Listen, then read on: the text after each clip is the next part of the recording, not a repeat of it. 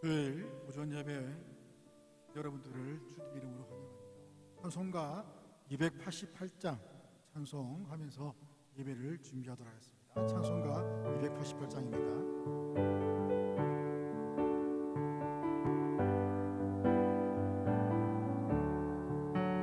예수를 나의 구주 삼고 성령과 피로써 거듭나니 이 세상에서 내 영혼이 하늘의 영광 누리노라.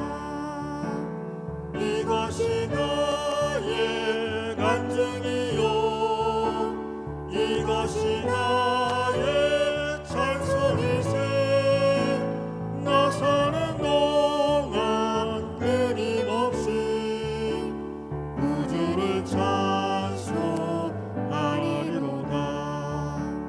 온전히 주께 맡긴 내 영 사랑의 음성을 듣는 중에 천사를 왕래하는 것과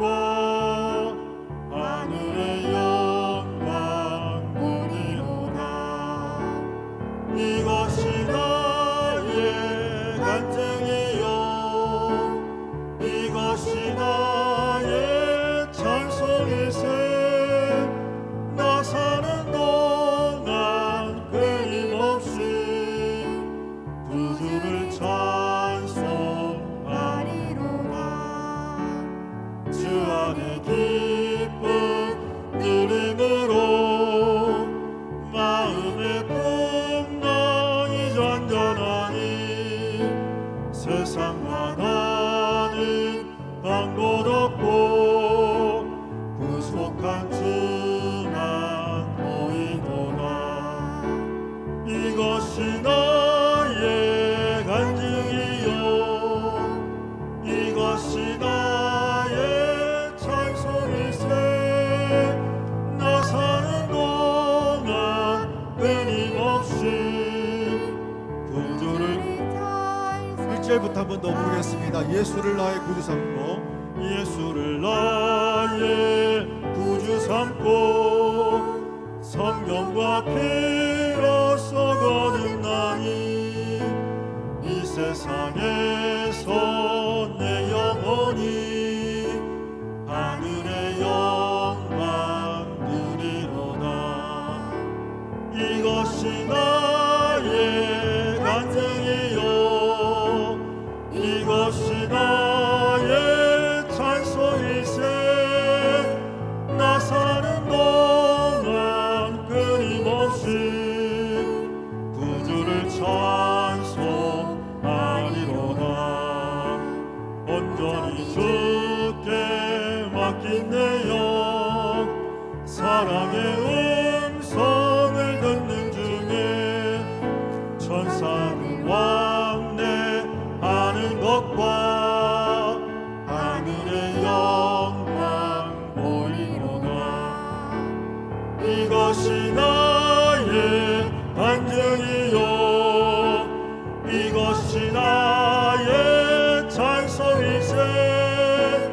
나 사는 동안 끊임없이 구주를 찬송하리로다.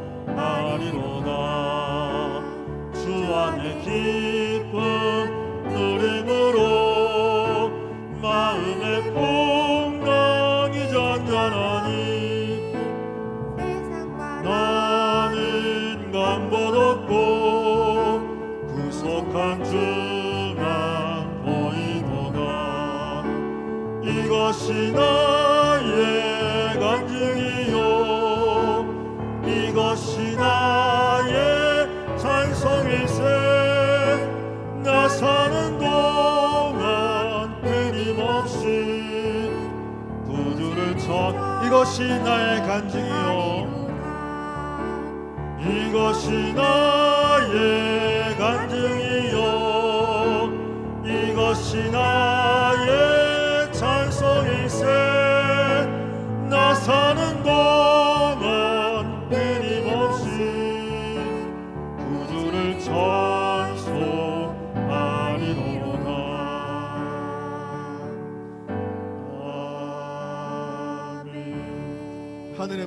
이어서 부르면서 예배를 준비하겠습니다.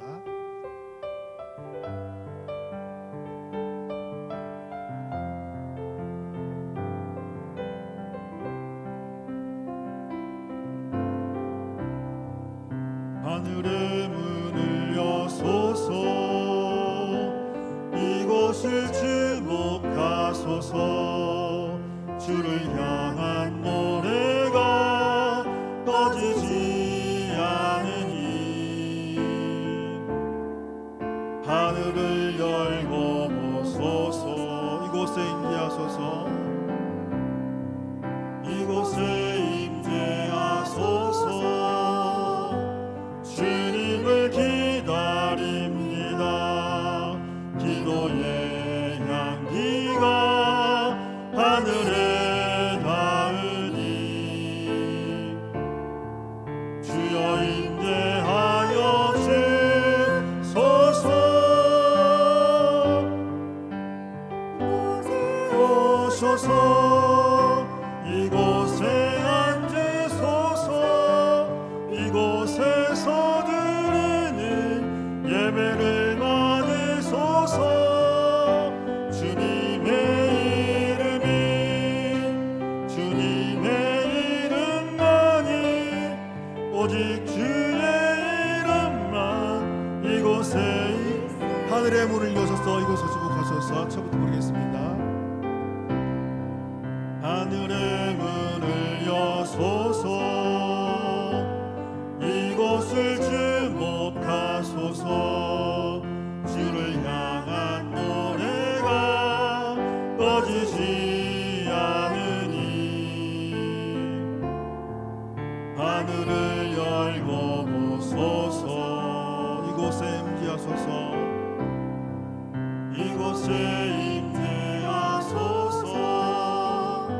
주님을 기다립니다. 기도의 향기가 하늘에 닿으니 주여 임재하여 주소서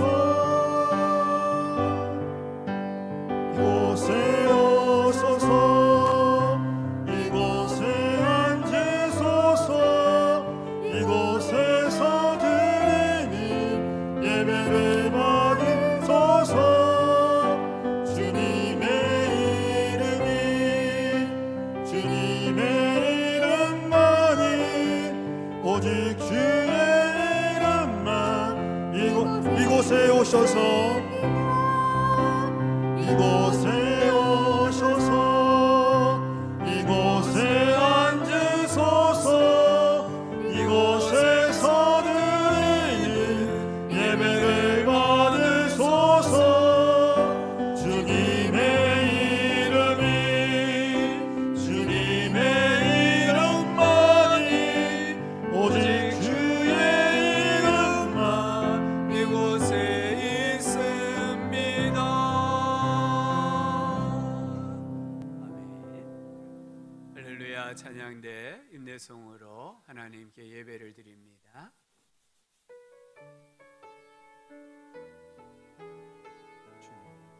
고요를 지나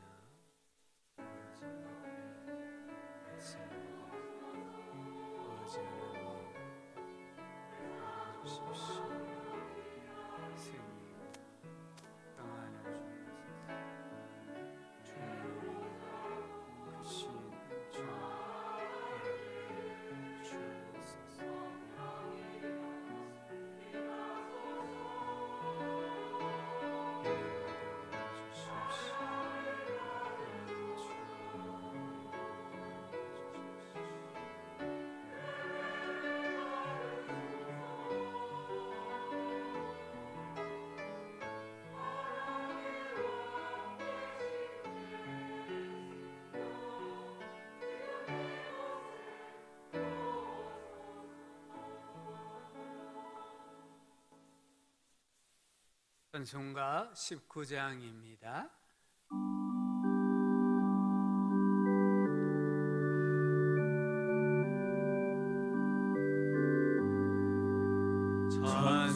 찬송하는 소리 있어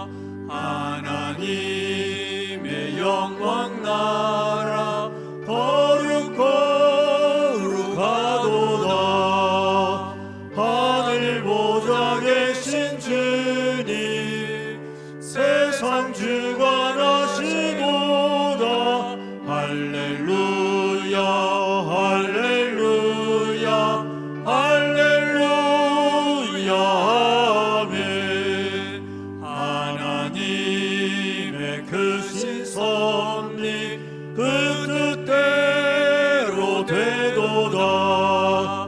우리 아버지의 뜻은 거룩하도다. 주여 속히 임하셔서 깊은 나를 주옵소서. 할렐루야 할렐루야 할렐루야. 아멘 아멘.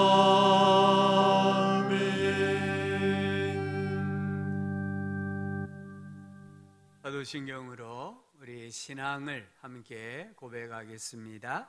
나는 전능하신 아버지 하나님 천지의 창조주를 믿습니다. 나는 그의 유일하신 아들 우리 주 예수 그리스도를 믿습니다.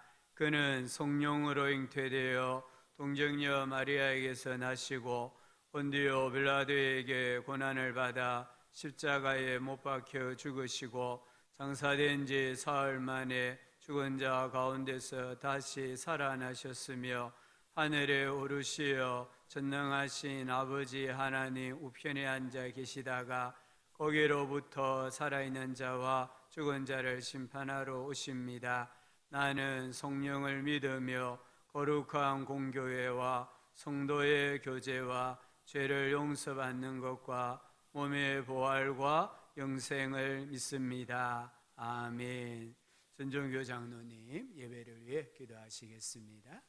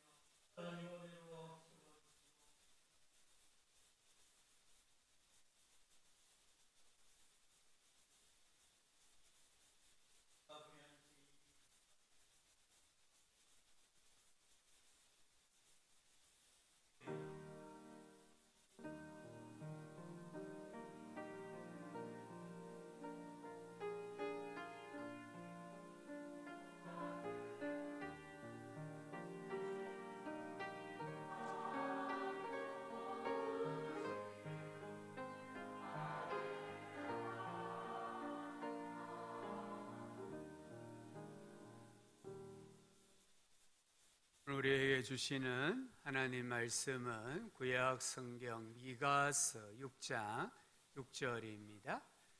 구약 성경 1295쪽 미가서 6장 6절부터 8절까지 말씀입니다. 하나님 말씀을 다 함께 읽도록 하겠습니다. 내가 무엇을 가지고 여호와 앞에 나아가며 높으신 하나님께 경배할까? 내가 번제물로 일련된 송아지를 가지고 그 앞에 나아갈까?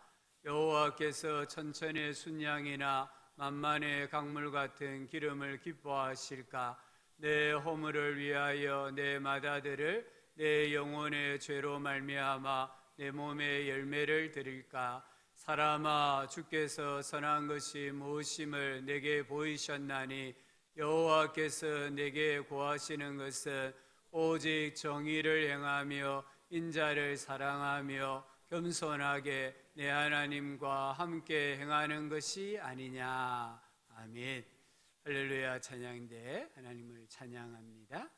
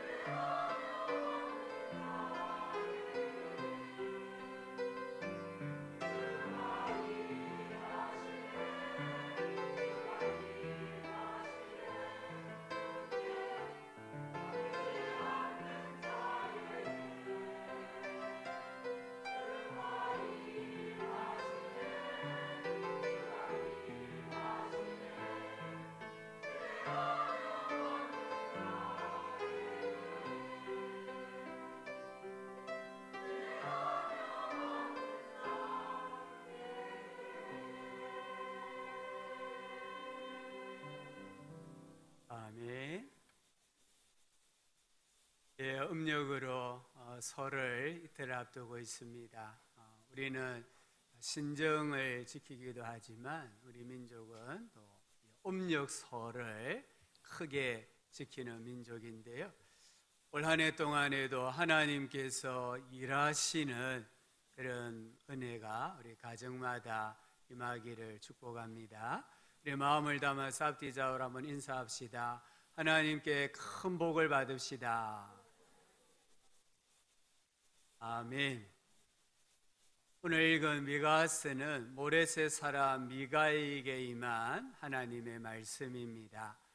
이 미가서의 역사적인 배경은 1장 1절을 보니까 유다의 요담, 아하스, 히스기야 왕 시대라고 기록하고 있습니다.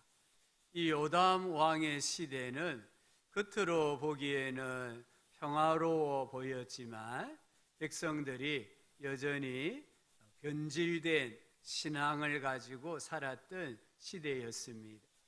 이 요담의 시대에 성경은 이렇게 기록합니다. 여호와 보시기에 정직히 행하였으나 산당은 제거하지 않아. 여기 산당이라는 것은 흔히 우리가 생각하는 산신당 그런 의미가 아닙니다. 솔로몬이 예루살렘 성전을 건축하기 이전까지 예배를 드렸던 장소가 산당이었습니다. 하지만 이 성전이 완공되고 나서는 하나님께서는 모든 산당을 제거하라고 하셨고 중앙 성소 예루살렘 예배를 하나님이 말씀을 하셨습니다. 이 왕들 가운데 열왕기서를 읽어보면 하나님께 인정받은 왕들은 산당을 제거합니다. 근데 악한 왕이 등장하면 또 산당을 복원을 합니다. 이 산당 제사는 가나안 부족, 하나님을 모르는 사람들이 우상을 숭배하기 위해 사용했던 제단이기도 하기 때문에 성경은 철저하게 금하고 있습니다.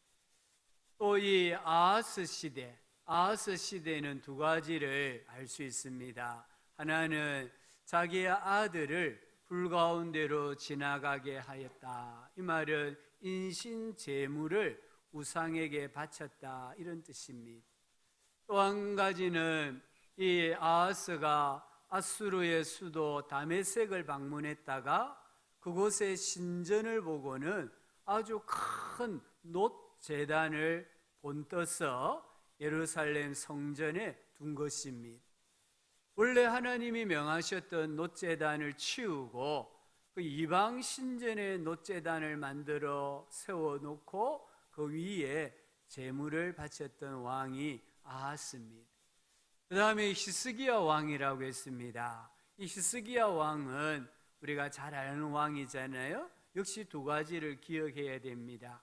한 가지는 그가 왕이 되었을 때에 아수르가 유다를 침공합니다.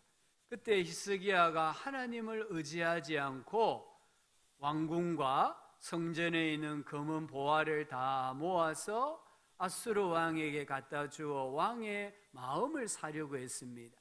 하지만 어떤 금은 보화로도 아수르 왕의 마음을 사지 못하고 군대가 예루살렘을 포위를 합니다. 또 한 가지 사건은 히스기야가 병들어 죽게 되었을 때에 하나님께 기도합니다. 그 기도로 말미암아 하나님이 15년 생명을 연장시켜 주셨다고 합니다. 그런데 이 사건으로 말미암아 히스기야의 마음이 교만해졌다라고 말씀하고 있습니다. 이 미가 선지자가 활동했던 주전 7세기는 참으로 불안정의 시대였습니다. 재앙과 멸망의 짙은 그림자가 드리워진 시대였습니다. 그와 같은 시대에 어떻게 위기를 대응하고 어떻게 위기를 맞이할 것인가에 대한 하나님의 말씀이 미가서입니다.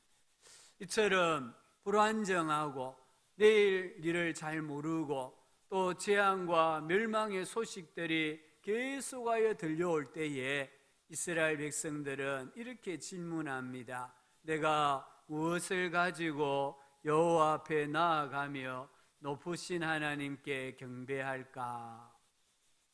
여기 나아가다 이 말은 영접하다, 만나다 이런 뜻입니다. 내가 어떤 재물을 가지고 하나님 앞에 나아가야만 하나님이 나를 만나 주실까, 나를 맞이해 주실까 질문을 하고 스스로 답을 내리기를 제물이다라고 했습니다. 그래서 1년 된 송아지, 천천의 순양이나 만만의 기름, 강물 같은 기름이나 마다들은 모두 제물을 나타냅니다. 처음에는 1년 된 송아지를 가지고 하나님 앞에 제물을 드리고, 나중에는 셀 수 없을 정도로 많은 제물을 가지고 하나님 앞에 나오고, 결국에는 마다들, 자기 자식까지 하나님께 제물로 바치고 있습니다. 그렇게 함으로 말미암아 이 멸망과 재앙이 물러가기를 원했습니다. 어느새 여호와 신앙이 지극정성의 종교로 변질되고 말았습니다. 우리 성도님들, 지성이면 감천이다. 기독교는 그렇지 않습니다. 샤머니즘적이나 또는 우상을 숭배하는 자들은 지성이면 감천이다고 말하지만, 기독교 신앙은 지성이면 감천이다가 아닙니다. 이 수많은 재물에 대하여 하나님은 어떻게 반응을 보이셨을까요? 이사야가 기록했습니다. 이사야는 미가 선지자와 동일한 시대에 사역했던 선지자입니다. 이사야 1장 11절부터 15절을 한번 보시기 바랍니다. 여호와께서 말씀하시되 너희의 무수한 재물이 내게 무엇이 유익하뇨? 이 말은 무엇하러 나에게 바치느냐, 이런 뜻입니다. 나는 순양의 번제와 살찐 짐승의 기름에 배불렀고, 배불렀다 이 말은 지겹다, 이런 뜻입니다.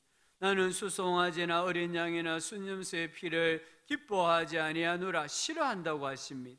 너희가 내 앞에 보이러 오니 이것을 누가 너희에게 요구하였느냐? 내 마당만, 성전 뜰만 밟을 뿐이니라. 헛된 재물을 다시는 가져오지 말라. 분향은 내가 가정히 여기는 바요, 월삭과 안식일과 대회, 이 말은 예배의 때를 말합니다. 모이는 것도 그러하니 그것이 내게 무거운 짐이라. 내가 지기에 곤비하였느라, 지쳤다고 합니다. 너희가 손을 펼 때에 내가 내 눈을 너희에게서 가리고, 너희가 많이 기도할지라도 내가 듣지 아니하리니 이는 너희의 손에 피가 가득함이라 라고 했습니다.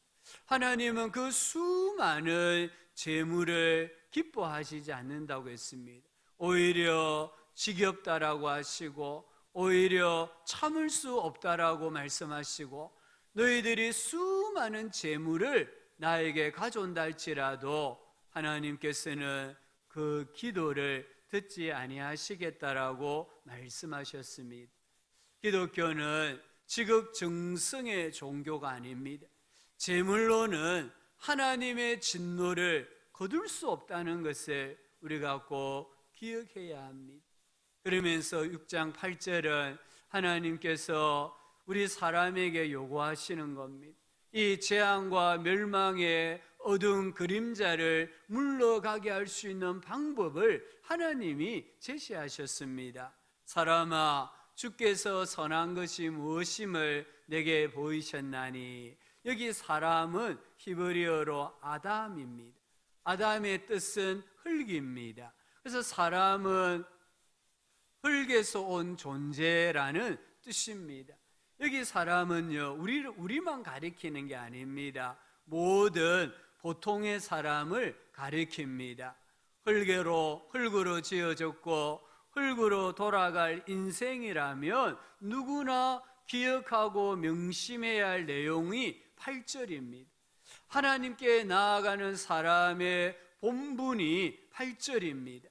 하나님께서 우리 인생에게 요구하시는 것은 오직 정의를 행하며 인자를 사랑하며 겸손하게 하나님과 동행하는 것이다 라고 하십니다. 여기 구하다, 하나님께서 구하다 할 때 이 구하다란 말은 지금도 계속해서 찾고 계신다 이 말입니다. 주전 7세기 때만 아니라 오늘 21세기에도 하나님께서 찾고 계신다라고 말씀합니다. 하나님께서 우리에게 찾으시는 것은 수많은 재물이 아닙니다. 하나님을 믿음으로 변화된 인격과 변화된 삶이라고 말씀합니다. 그게 무엇입니까? 첫 번째는 정의를 행하는 것입니다. 정의는 하나님의 성품입니다. 이 정의는 하나님께서 자기 백성들에게 요구하시는 성품입니다. 정의 또는 공의는 타인을 공정하게 대하는 것으로 일상적인 삶에서, 말에서, 우리의 생각과 사상에서 사회적 약자들을 대할 때에 나타내야 하는 하나님의 성품입니다. 이 미가 선지자의 시대에 하나님의 정의가 실종이 되었습니다. 미가서 2장 1절 2절에 이렇게 그 시대를 기록했습니다. 그들이 침상에서 죄를 꾀하며 악을 꾸미고 날이 밝으면 그 손에 힘이 있으므로 그것을 행하는 자는 화 있을진저 밭들을 탐하여 빼앗고 집들을 탐하여 차지하니 그들이 남자와 그의 집과 사람과 그의 산업을 강탈하도다 하셨습니다. 힘 있는 사람들은 밤중에 악한 일을 꾀하고 날이 밝기가 무섭게 간밤에 꾸민 악을 실행을 했다고 합니다. 이들은 탐나는 남의 밭과 집을 강탈하고 그 집의 종들과 재산을 강탈했다고 합니다. 정말 악인의 집에는요, 부당하게 긁어모은 재물이 가득 쌓여 있었고 엉터리 눈금을 가진 저울도 있었다고 했습니다. 심지어 남을 속이려고 주머니에 거짓 저울추를 넣고 다녔다라고 했습니다. 그러면서도 안식일이 되면은, 절기가 되면은, 예배 때가 되면은 양과 염소들을 거느리고 하나님께 와서 예배를 드렸다는 것입니다. 하나님은 그 예배를 지겹다고 하셨습니다. 하나님은 그 예배를 성전 뜰 마당만 밟는 것이라고 하면서 더 이상 가져오지 말라라고 말씀을 하셨습니다. 오늘 우리 교회가, 우리 신자들이 이 사회로부터 크게 존경을 받지 못하는 것 같습니다. 특히 이 코로나 시대를 지나가면서 사람들은 우리는 그렇지 않다 할지라도 우리를 가리켜서 좀 헛되고 함량 미달인 그런 공동체로, 그런 사람으로 치부하고 비난하는 것을 봅니다. 어떤 단어에 개자라는 단어가 붙으면 뜻이 헛되다 이런 뜻이 된다고 합니다. 함량 미달이다 이런 뜻이 된다고 합니다. 세상은 언제부턴가 우리 기독교를 가리켜서 개자를 붙여서 부르기도 합니다. 예수님 말씀대로 하면은 맛을 잃은 소금이 되었다는 것이에요. 그래서 사람들에게 지금 짓밟히는 그런 존재가 되었다 이 말씀입니다. 왜일까요? 오늘 우리가 하나님의 말씀을 따라, 하나님의 정의와 공의를 따라 윤리적으로 도덕적으로 살아내지 못했기 때문입니다. 오늘 이 사회의 타락과 부패는 누구 탓이 아닙니다. 먼저는 교회 탓이고 우리 그리스도인의 탓입니다. 우리가 하나님 말씀대로 제대로 바르게 살아내지 못했기 때문에 이 사회가 타락하고 부패했다는 것을 우리는 꼭 인정을 해야 합니다. 예레미야 5장 1절은 너희는 예루살렘 거리로 빨리 다니며 그 넓은 거리에서 찾아보고 알라. 너희가 만일 정의를 행하며 진리를 구하는 자를 한 사람이라도 찾으면 내가 이 성읍을 용서하리라 했습니다. 하나님께서 지금도 찾고 계시는 사람은 정의를 행하는 사람이고 진리를 구하는 사람입니다. 오늘 우리 그리스도인들이 다시 하나님 앞에 정의를 행하고 진리를 구할 때에 이 민족에게 소망이 있고 교회는 세상의 유일한 희망으로 다시 인식되는 그날이 올 줄로 믿습니다. 우리가 어디에, 어느 곳에 하나님의 정의를 행해야 합니까? 우리는 상거래에서, 법정에서, 또 일상적인 삶에서 공동체에서 하나님의 정의를 행해야 합니다. 야고보서 1장 27절에 보니까 하나님 아버지 앞에서 정결하고 더러움이 없는 경건은 그 고아와 과부를 그 환난 중에 돌보는 것이라고 했습니다. 오늘 우리가 이 사회의 약자들, 힘없는 사람들, 흔히 고아와 과부로 대변되는 그 사람들을 돌볼 때에 하나님의 정의를 행하는 것이라고 할 수 있습니다. 그리고 예배 때가 되면 하나님 앞에 나와서 예배해야 그 예배를 하나님께서 기쁘게 받으십니다. 하나님께서 우리에게 요구하시는 것은 두 번째로 인자를 사랑하는 것입니다. 인자를 사랑하며, 이 말씀이 무슨 말입니까? 하나님의 변함없는 사랑을 사랑하고 자비, 긍휼, 사랑을 사랑하라, 이 말인데, 이 말을 다르게 표현하면 하나님의 사랑을 실천하라 말입니다. 이웃을 사랑하라, 이 말입니다. 여기 인자는 우리 번역의 인자라고 했지, 영어 성경에는 mercy라고 해서 mercy, love mercy, 그야말로 긍휼을 사랑하라 이 말입니다. 자비를 사랑하라 이 말입니다. 이웃을 사랑하라는 말이죠. 한 율법사가 예수님에게 다가와서 선생님, 제 이웃이 누굽니까? 물었잖아요.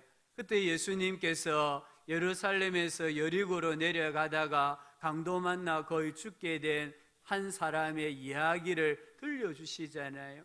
마침 그곳에 한 제사장이 지나가다가 그 사람을 보았는데도 불구하고 못 본 채하고 비켜 지나갔잖아요.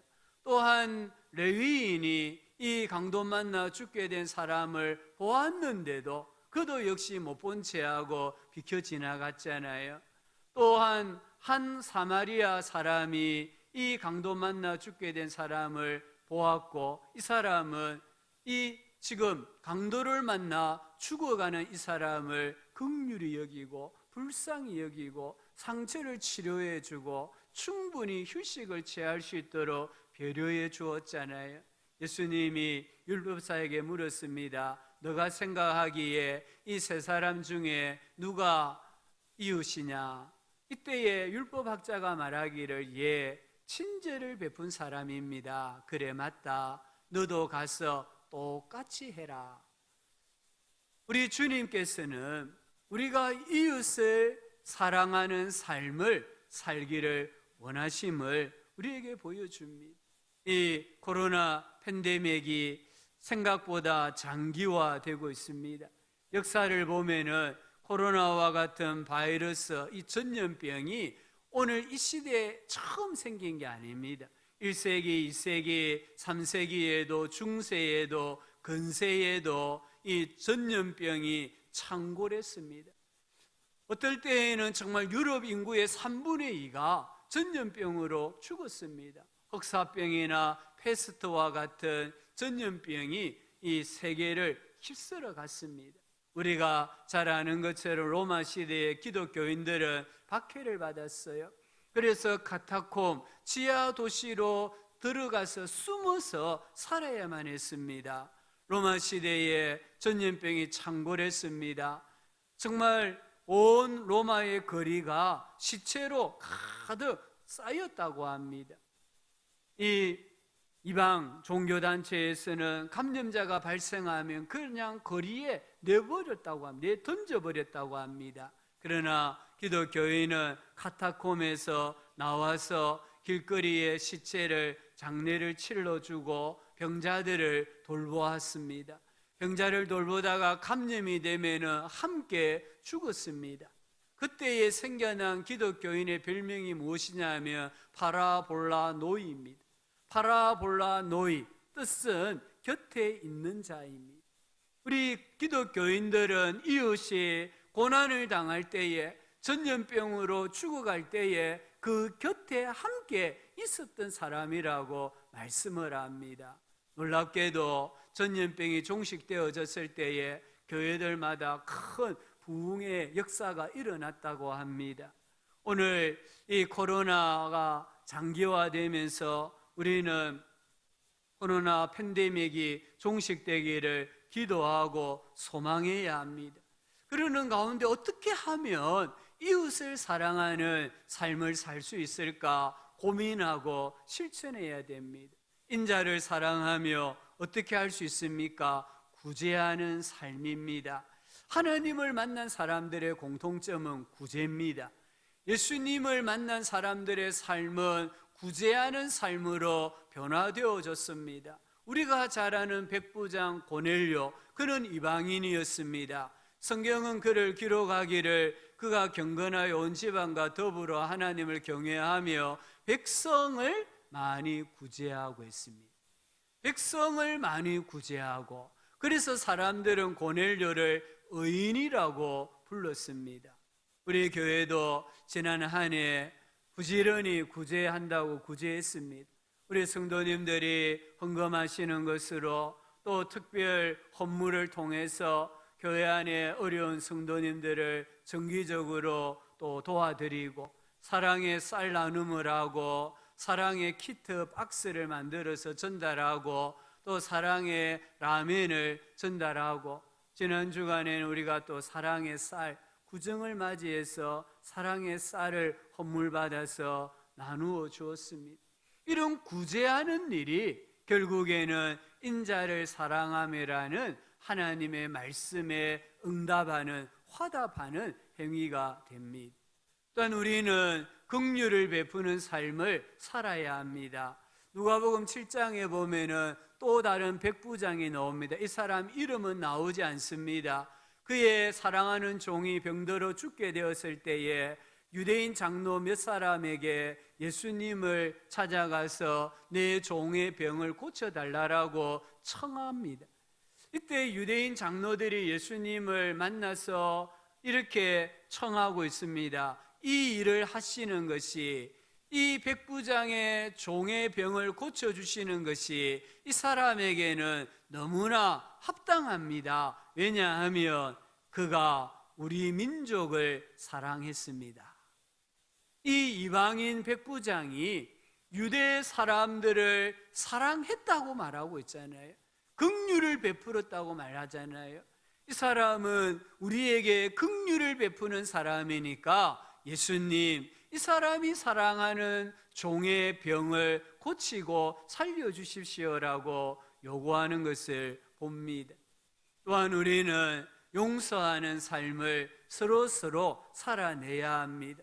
오리를 가자고 하면 십리를 가고, 또 속옷을 얻고자 하면 겉옷까지도 주고, 오른쪽 뺨을 치면 왼쪽 뺨도 돌려댈 수 있는 그런 적극적으로 용서하는 삶을 서로가 살아낼 때에 인자를 사랑하며 이 하나님의 말씀에 응답할 수 있습니다.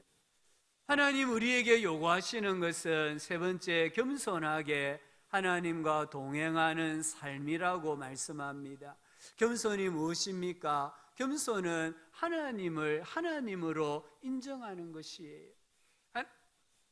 하나님의 말씀에 순종하는 것이고 하나님과 연합하는 것이고요, 내 인생 전부를 하나님께 맡기는 것이 겸손입니다.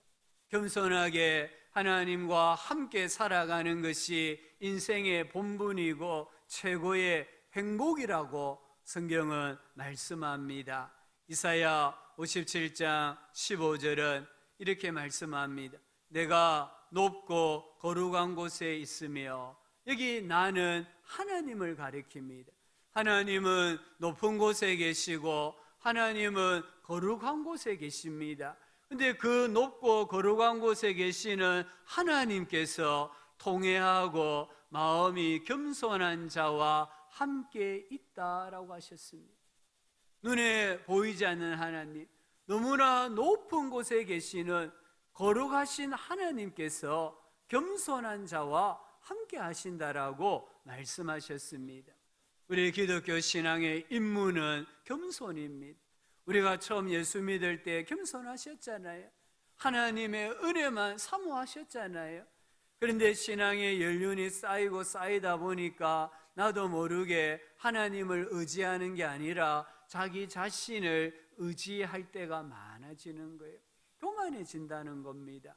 그럴 때 우리는 다시 겸손으로 돌아가야 됩니다. 그래서 신앙생활은 첫째도 겸손이고 중간도 겸손이고 마지막도 겸손이라는 것을 오늘 꼭 붙드셔야 합니다.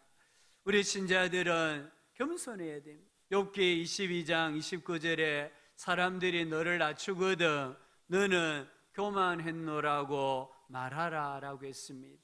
오늘 우리 교회들이 우리는 아니다 할지라도 하나님을 모르는 교회 밖에 있는 사람들이 교회를 향하여서 비난하고 욕할 때, 우리 신자들을 향하여 비난하고 욕할 때 우리가 어떻게 해야 됩니까? 아니다라고 대항하는 것이 아니라 내가 교만했구나, 교회가 교만했구나, 이렇게 인정을 하라는 것입니다.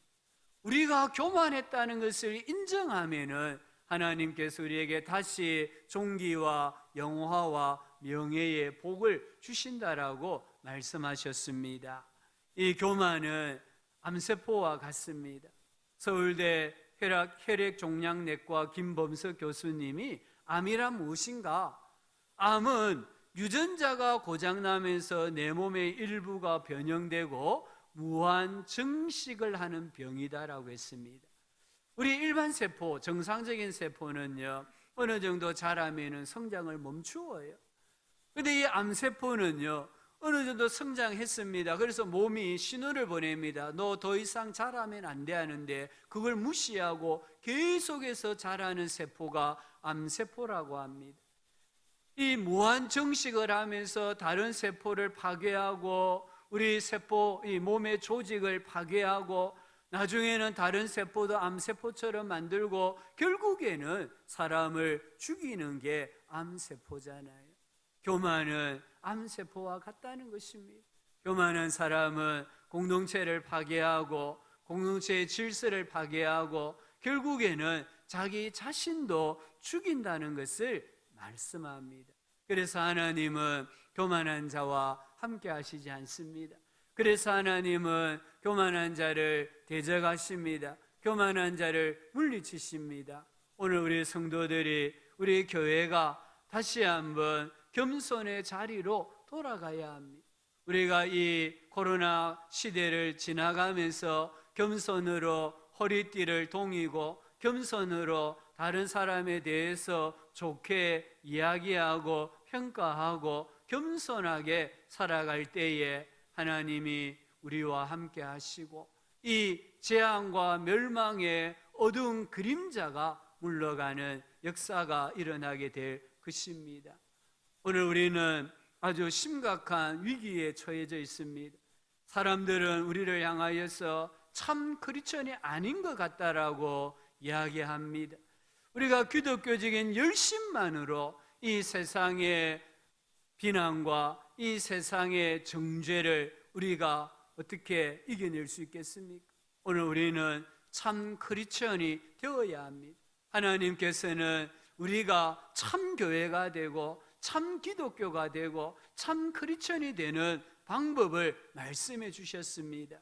정의를 행하고 이웃을 사랑하고 겸손하게 하나님과 함께 살아가는 것이라고 하셨습니다. 음력으로 새해를 맞이합니다. 얼마나 기쁘고 즐겁고 감사합니까? 어쩌면 이 한 해에 코로나 이 팬데믹이 종식될 수도 있을 것입니다.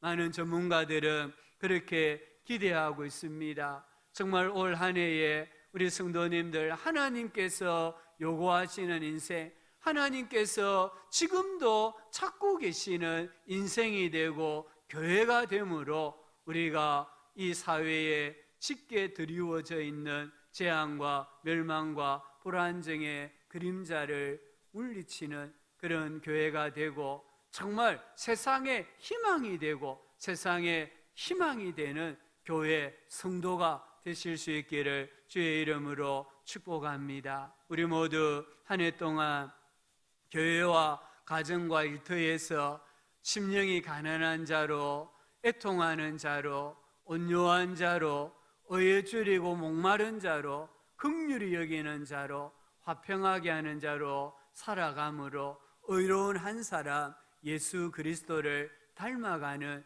귀한 은혜와 복이 우리 교회와 우리 모든 성도님들에게 임하기를 주의 이름으로 축복합니다. 아버지 하나님, 우리에게 이 어두운 시대, 재앙과 멸망의 소식들이 끊이지 않는 이 시대에 어떻게 살아야 하는지 말씀하여 주셨습니다. 새해를 맞이하면서 코로나 팬데믹이 종식되기를 소망하면서 우리 모두가 하나님의 정의를 행하고 이웃을 사랑하고 겸손하게 하나님과 동행하는 믿음의 사람 되게 하여 주옵소서. 그리하여 다시 교회가 믿는 자들이 세상의 희망이 되고 소망이 되고 위로가 되게 하여 주시옵소서. 예수님 이름으로 기도합니다. 아멘. 우리 복음송 가운데요, 심령이 가난한 자, 이 복음송을 함께 같이 불러보겠습니다.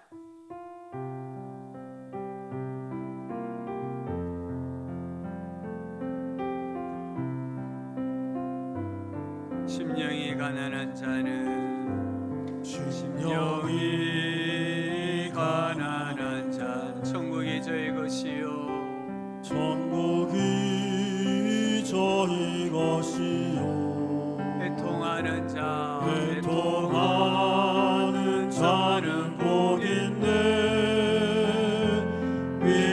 위로를 받을 것이요 온유한 자 온유한 자 복이 있나니 마음을 기업으로 받겠네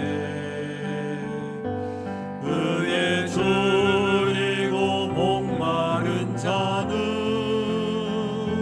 저희 배에 부를 것이요 긍휼히 여기는 자는 긍휼히 여기는 자는 긍휼히 여김 받겠네 마음이 정결한 자는 하나님을 볼 것이요 화평케 화평케 하는 자는 하나님의 아들이라 일컫네 의를 위하여 핍박받는 자 천국이 저희 것이 내게도 주소서 내게도 주소서 내가 복을 받기 원하네 오늘 주여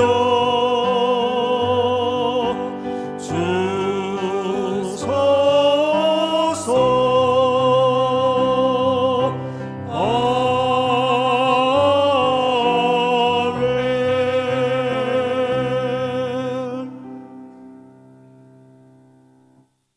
하나님 아버지 감사합니다. 또 우리 주님 앞에 예배하러 나오게 해주심을 감사합니다. 하나님께서 찾으시는 예배자 되게 하여 주시고 또 우리가 주님께 예물로 드린 연보를 기쁘게 받으시옵고 올 한 해 살아갈 때에 하나님의 도와주시는 은혜가 채워주시는 은혜가 풍성하게 해주시기를 원합니다.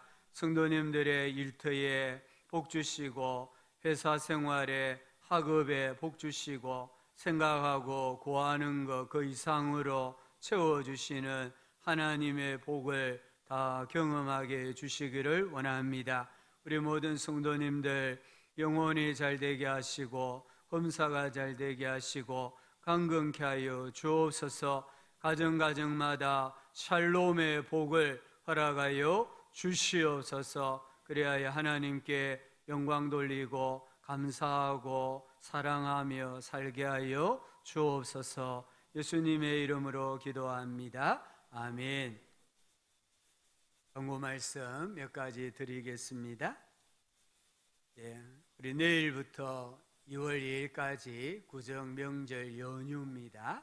이 연휴 기간 동안에 새벽기도, 또 수요 예배는 개인 기도와 가정 예배, 또 가정 모임으로 대체합니다.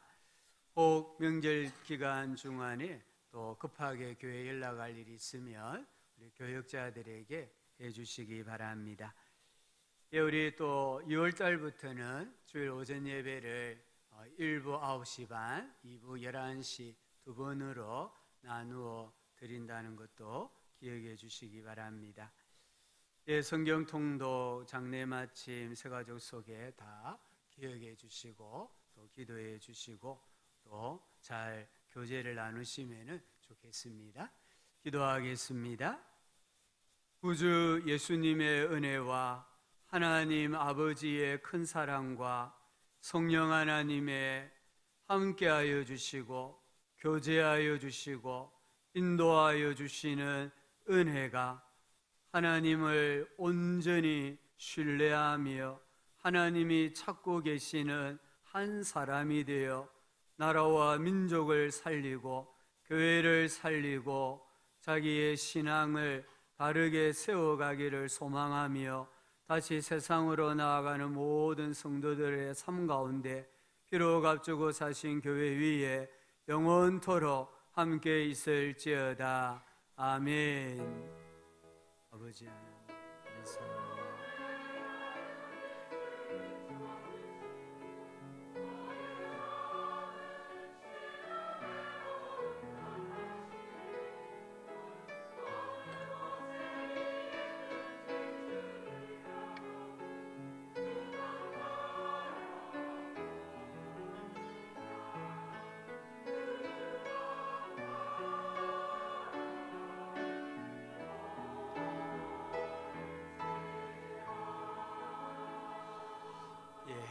감사하며 노래 앞뒤적으로 한번 더 인사합시다. 새해 복 많이 받으십시오. 아멘. 우리 표회송 191장 1절을 부르시고요. 새해니까 또 서로 인사하시면 좋겠습니다.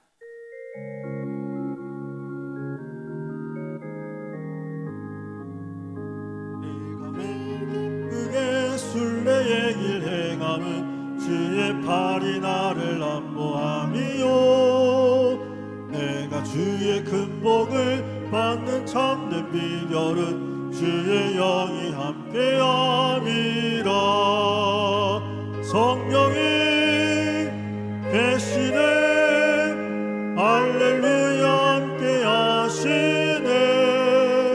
좁은 길을 걸으며 겁나 기뻐하는 것 주의 영이 함께